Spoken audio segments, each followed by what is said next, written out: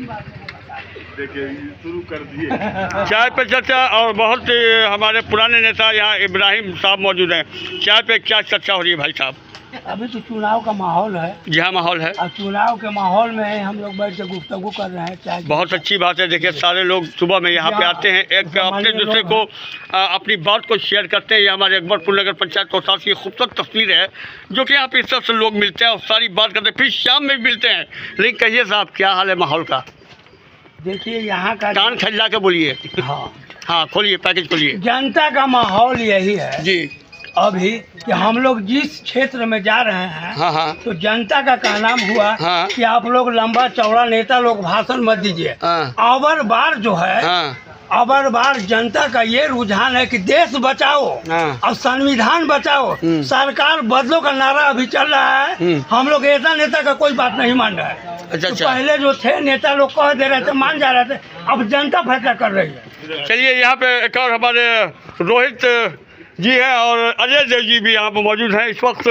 क्या कहिएगा, नेताजी क्या कर रहे हैं अभी? आपके नेताजी जो कह रहे हैं, आपके सामने में चाय पी के बोल रहे हैं। देखिए यहाँ चाय पर चर्चा चल रही है जी। आज स्थिति यह है, ये हमारे इस क्षेत्र हमारे गांव की खूबसूरती है कि राजद, कांग्रेस, माले, भाजपा, जदयू सब हम लोग एक साथ चर्चा कर रहे हैं। अब यहाँ की ये है कि चूंकि हम लोग जान चुके हैं कि न संविधान बदलेगा, न दोस्त बदलेगा, न पड़ोसी बदलेगा, न यार बदलेगा, और यहाँ तक कि सरकारें नहीं बदलना है, सांसद बदलने की बात नहीं है।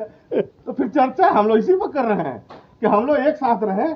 बदलना तो कुछ नहीं है, हम लोग एक साथ रहना है। धन्यवाद आपका। चलिए, और मैं लोगों से बात करता हूँ। क्या कहिएगा अभी जो माहौल है, हालात है, एनडीए, इंडिया महागठबंधन वगैरह वगैरह? कल 1 तारीख को ये लोकसभा का चुनाव है। हम लोग कल चुनाव की तैयारी कर रहे हैं और जहाँ तक संविधान बदलने की बात है, 10 सालों तक बीजेपी भारतीय जनता पार्टी का स्पष्ट बहुमत में सरकार रही। किसी तरह का कोई संविधान से छेड़छाड़ नहीं किया गया और जनता को ये पूरा विश्वास है कि बीजेपी संविधान को पालन करने वाली सरकार है। संविधान नहीं बदलेगी और ये स्पष्ट है, जनादेश बीजेपी को आ रही है और सरकार बीजेपी को बनेगी। हमारे माननीय प्रधानमंत्री श्री मोदी जी तीसरी बार प्रधानमंत्री बनेंगे। जी संजय जी, क्या कर रहे हैं? इन्होंने कहा कि हम ऐसा नहीं चाह रहे हैं, ऐसा नहीं चाह रहे हैं। इन्होंने कहा कि तीसरी बार हमारे आदरणीय प्रधानमंत्री नरेंद्र मोदी जी बनेंगे। फिर क्या इस पर राय? इब्राहिम नेताजी जो कहें वो सही कहें। अच्छा, बचाना है, संविधान बचाना है। हाँ, इसलिए सरकार को तो बदलना जरूरी है और साथ साथ में आरक्षण को भी बचाना है। चलिए, अब यहाँ पे हमारे बड़े भाई राजबली भाई यहाँ पे मौजूद हैं। मैं उनसे भी पूछता हूँ। जी साहब, बहुत बड़ा लोकतंत्र का हमारा एक त्यौहार है, पर्व है, हम लोग बहुत अच्छी तरीके से मनाते हैं। क्या तैयारी आपने कर रखा है? लोगों से क्या मैसेज दीजिएगा न्याजी न्यूज़ पर आज? सबसे पहले तो आपको धन्यवाद। हम सभी प्रत्याशियों से उम्मीद करते थे कि हमारे क्षेत्र का भी कोई समस्या का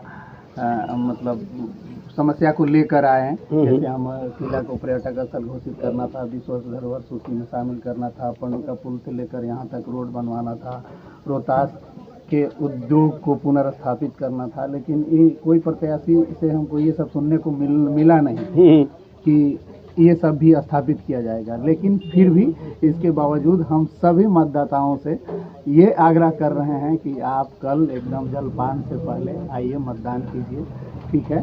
और मतदान करते हुए अपने प्रत्याशियों से डिमांड कीजिए कि हमारा क्षेत्र मुख्य धारा में लाया जाए।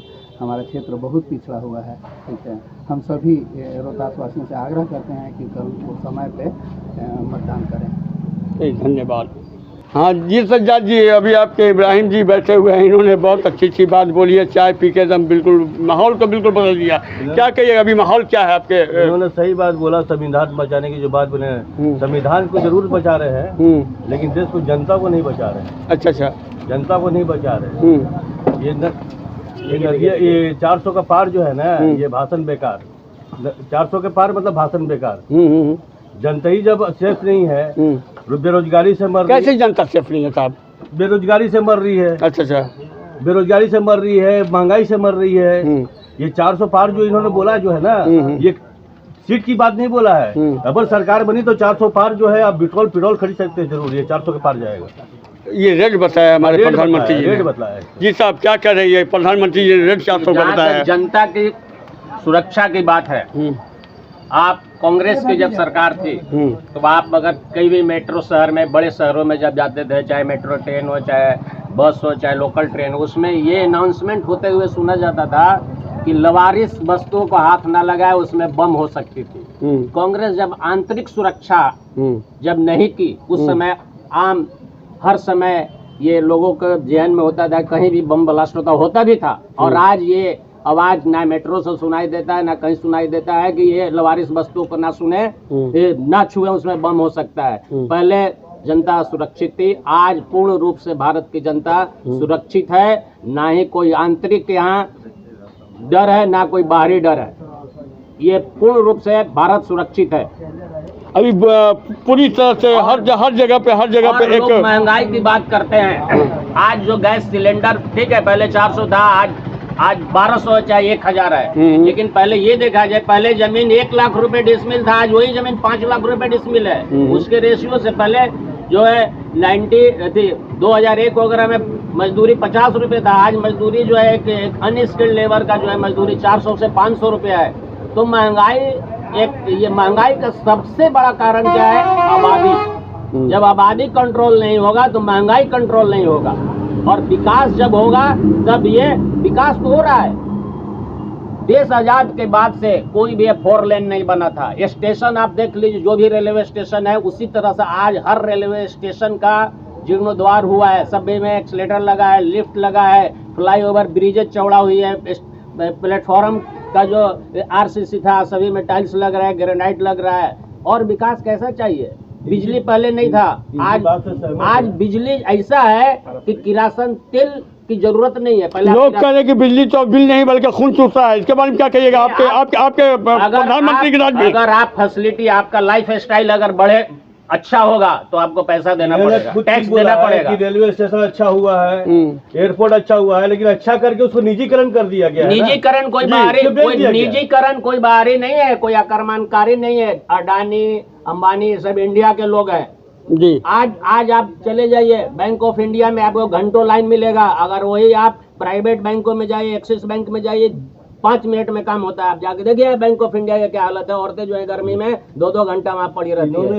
इन्होंने राशन का मिसाल दिया कि ये महंगाई जो है आबादी से बड़ी है, ये महंगा हो गया है, या लोग जमीन खरीद रहे थे, महंगी जमीन खरीद है। तो आज के गरीब जो है सिर्फ रोजगार, दाल रोटी खरीदने की कोशिश करे, जमीन खरीदने की कोशिश नहीं करे, उनके पास तो खाने का है नहीं। बच्चे अगर तो हैं उसकी अच्छा शिक्षा आप दे सकते हैं, लेकिन अगर यहाँ एक पंचर बनाने वाला का भी 12 बच्चे होते हैं, वो अपने बच्चे को कहाँ से शिक्षा देगा?